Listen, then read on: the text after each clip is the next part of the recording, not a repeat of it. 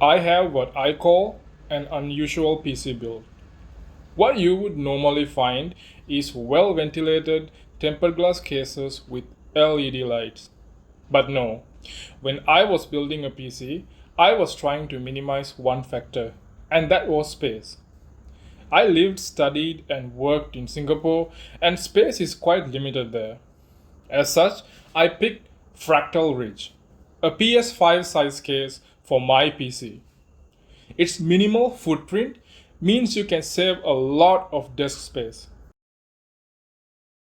What I also tend to notice is that while there are so many assembly videos for Fractal Ridge case, there's scarcely any disassembly videos. This is my attempt to fill that gap. So if you have a Fractal Ridge case, just like me, and you're dreading what to expect when you disassemble, I hope this video helps you. A few things before we get started. Make sure you have a screwdriver with replaceable tips, an ESD strap for when you handle sensitive electronics, if you're planning to store or move the PC components over long distances, Clapton tape and resealable bags. And for dust cleanup, a bottle of isopropyl alcohol, some tissue paper, and a handheld vacuum cleaner. In addition to that, make sure you have read the Fractal Ridge user manual at least once. For my own sake, I like to be thorough and not damage my components. So along with the Fractal Ridge user manual, I also studied the user manuals for the motherboard, PSU, GPU, and the CPU fan. This might change depending on the specific components you use. Simply search for the vendor website and they usually have these. It would also make the disassembly much more easy for you if you have these manuals at your fingertips while you disassemble. This would save you from a ton of time and save you from a lot of headaches. We are now good to go.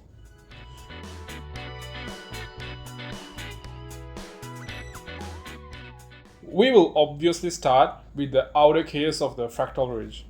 To remove the side panels, you'll have to unscrew these screws first and gently push the panels sideways. The front panel is magnetically connected to the case, so you can just snap it off of the frame.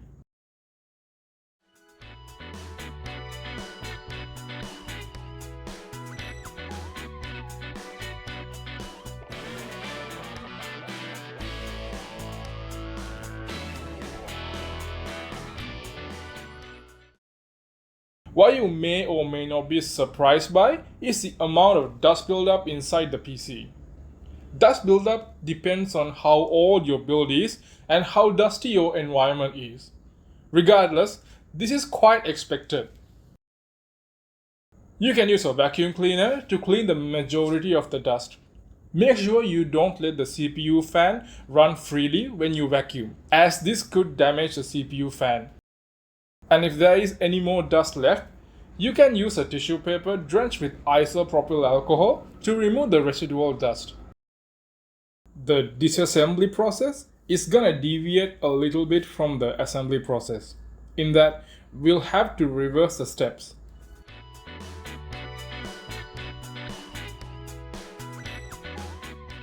And if you have any recollection, the GPU is the final component you had to assemble into the build. So now, we will start by removing that. To access the GPU, we'll have to remove the top cover and then the top bracket. Removing the top cover requires you to unscrew these 4 screws at the 2 sides of the case. After removing the top cover, proceed to remove the top bracket. The top bracket has 12 screws in total, that is, 3 types with 4 from each. 8 screws to fasten the top bracket into the frame, and another 4 from the top screws of the GPU fans. There will be a lot of dust buildup on every component you take out of the PC, so give it a cleanup before you package it. Once you successfully remove the top bracket and the top cover, it's time to remove the GPU. Now, depending on what kind of GPU you used in your build, you will have to do it slightly differently. Fractal Ridge case is super flexible to build with, and there is a bunch of configurations for cooling and heat management. I went with the air cooling configuration, so I am using 2 GPU fans that come with the case to cool my GPU. And it just so happens I bought a GPU that was within the exact dimensions specified by the Fractal Ridge manual. So in my case, I will need to remove these screws from the GPU I/O panel. It might be different for you if you're using a slightly larger GPU. You'll also have to disconnect the power cable off of the GPU. The location and the number of cables is probably dependent on the model of the GPU. Just do a little bit of due diligence and check the user manual from the vendor website to make sure where the power cables are. Once you locate the power supply cable connection and the number of screws you have to remove, get to work on removing those.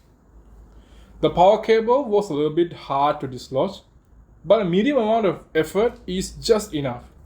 When you're done with the power cable, take a good look at how it is supposed to connect back when you eventually reassemble the PC back. Proceed to the screws on the GPU I/O panel. Remove them and gently lift the GPU off of the GPU bracket.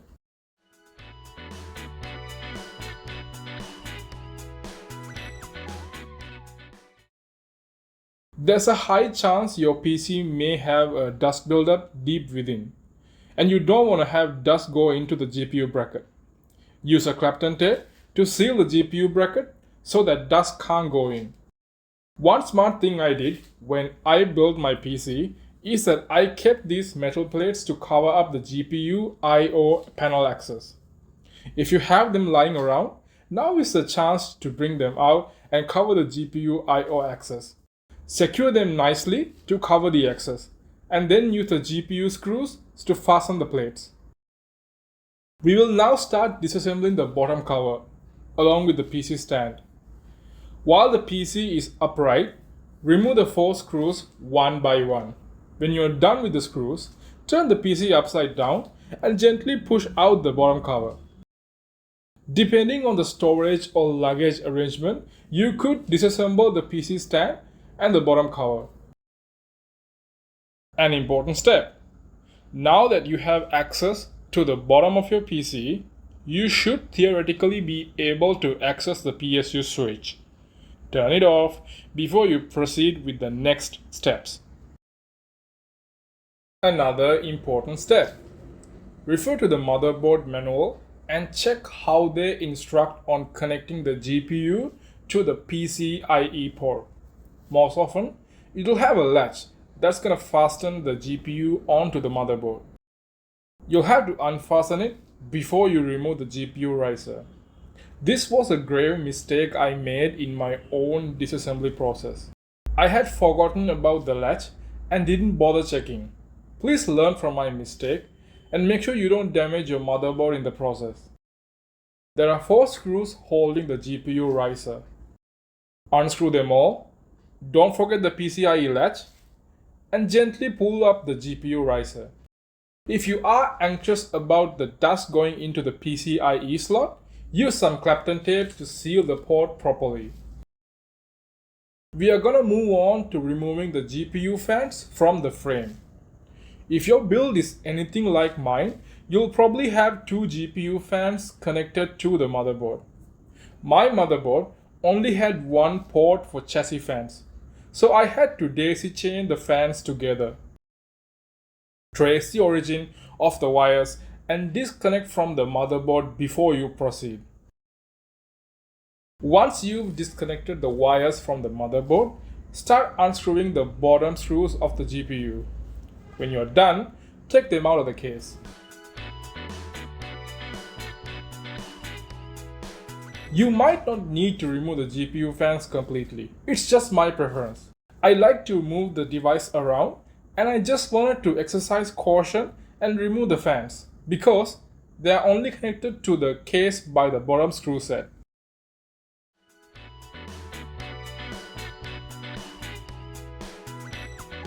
Now that we have removed the entire top part of the PC, we will remove the PSU from the case. Before you unplug all the power connectors, it's good to have a reference of which cables belong where. Taking a picture helps, and you won't feel anxiety when you plug it back in during the assembly. Also, keep track of what each power cable is supposed to power. Just trace your fingers through and take a picture if you feel like it. Make it easier when you reassemble. Once you get a good sense of where everything is supposed to be, start the PSU disassembly by unplugging all the cables. It might be a tad bit difficult, that is completely normal.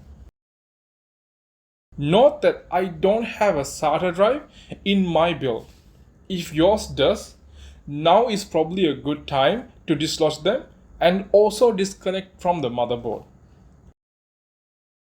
Unscrew the 4 screws connecting the PSU to the case. They are located at the bottom of the frame on both sides.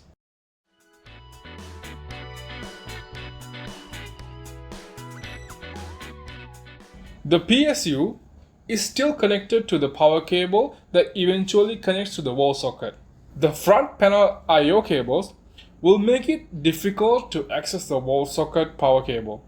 My advice: try and nudge the PSU upwards and then access the PSU cables from the side instead of the bottom. Once you're done with that, simply take out the power supply.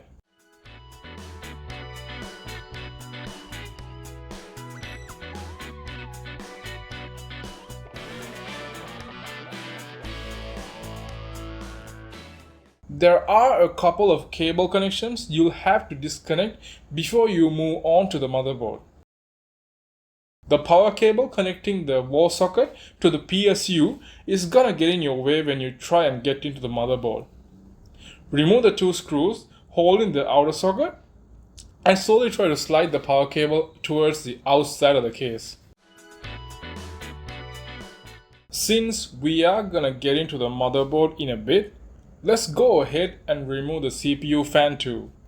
While you're at it, try and keep track of where it was connected. If anybody out there is using a ASRock B650i Lightning motherboard, your CPU fan connections will be at the side closer to the bottom bracket. If your CPU fan had done its job of keeping the CPU cool, you should see a lot of dust buildup in the CPU heatsink. Use a vacuum cleaner or another preferred method to clean out the heatsink. It is time to take the motherboard out of the case.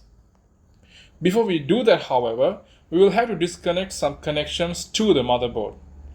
If your motherboard is not an ASRock B650i Lightning Wi-Fi model, this part might not be as relevant to you.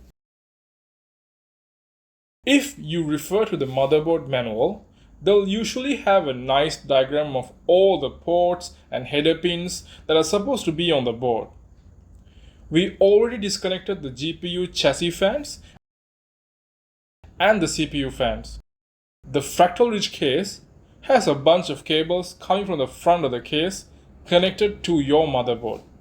There's a HD audio header pin array, power button and power button LED array, USB 3.0 port, and a daisy-chained USB 2.4 port.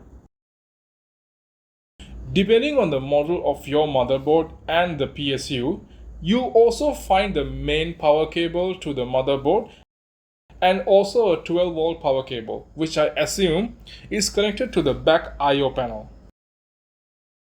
Take some time familiarizing yourself with the cable layout and where each cable is supposed to be. You can also take this opportunity to see how the cable management was done in the previous build. Once you are familiar with the cables, gently try to disconnect one by one. Once you are done with disconnecting all the wires and cables, it's time to remove the motherboard. The motherboard is fastened to the case with 4 screws. Locate them and unscrew them. Slowly lift up the motherboard. It should come out easily. And that's it. We have successfully disassembled a Fractal Ridge PC without damaging the components. You could disassemble the motherboard even more. There's the heatsink, the RAM sticks, and the SSD. I simply did not do that because I found that keeping it as a bulk along with the heatsink provided good protection in my travels. Simply refer to the motherboard manual if you have any anxiety about trying to make sense of all the peripherals connected to the motherboard. I hope this video helped you. If you have any questions about the Fractal Ridge case or if you're looking to buy one, please feel free to reach out. Thank you.